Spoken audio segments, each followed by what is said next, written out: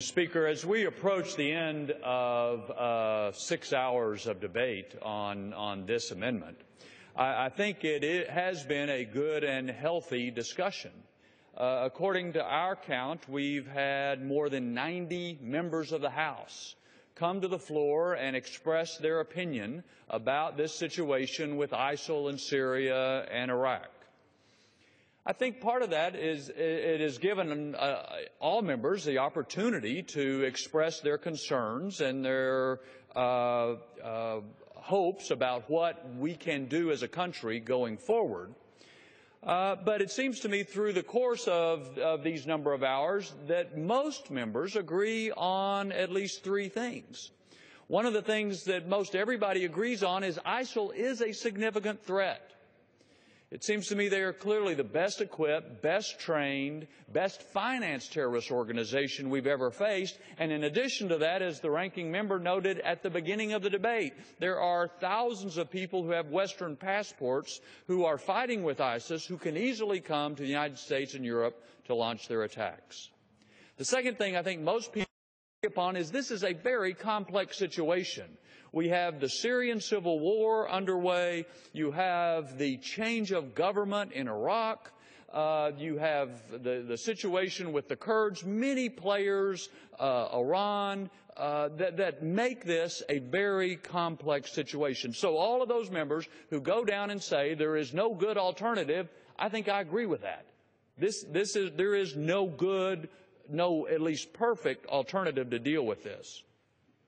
The third thing about which there is a lot of agreement, Mr. Speaker, is that there's a lot of doubts about the President's plan. A lot of doubts about whether it's going to be enough to defeat ISIL. A lot of doubts about the commitment of the administration to follow through on the plan and to persevere over time. But in addition to that, even if it's well done and implemented perfectly over time, no one knows for sure how this is going to come out. So, with those broadly agreed upon facts, members have reached different judgments and different conclusions.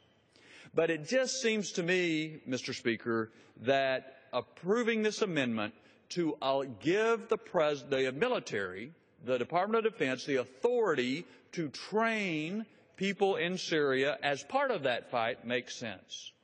And so just to briefly review what is in the amendment, because during the 6 hours of debate there's been a lot of discussion, some of it about things that are not in the amendment, but what is in the amendment is that the amendment authorizes the Department of Defense to train folks in Syria as part of the fight against ISIL.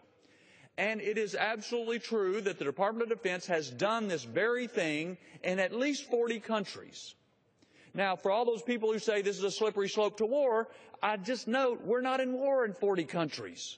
We train people around the world every day, and the military does a very competent job of it.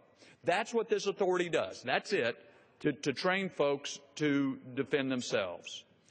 This amendment has an expiration date, as you just heard, either December 11th, 2014, or the passage of the NDAA, whichever happens first. There is a broad array of oversight, beginning 15 days before anything is done, and then every 90 days thereafter, specific requirements of information that has to come to this Congress. There are limits on the funding. If U.S. taxpayer dollars are used, then the Congress has to be notified, and basically through the transfer authorities, Congress has to approve. Finally, it is absolutely clear, because it says so, this is not an authorization to use military force. Mr. Speaker, I yield myself one additional minute. The gentleman is recognized for an additional 1 minute.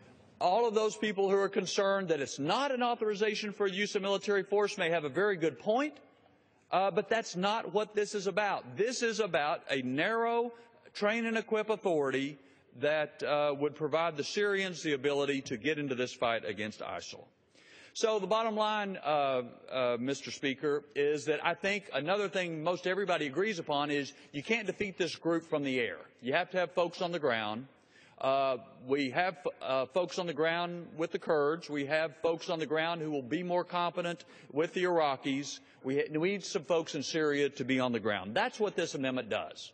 It is narrow. It has oversight. It has limits. It has a time limit. But, and as General Dempsey told all members, It is necessary, but in and of itself, it's not enough. But it's necessary, and I believe that the House ought to take this step today to begin this training, and then it's up to the President to make his strategy work. Mr. Speaker, I'd reserve the balance of our time. Gentleman reserves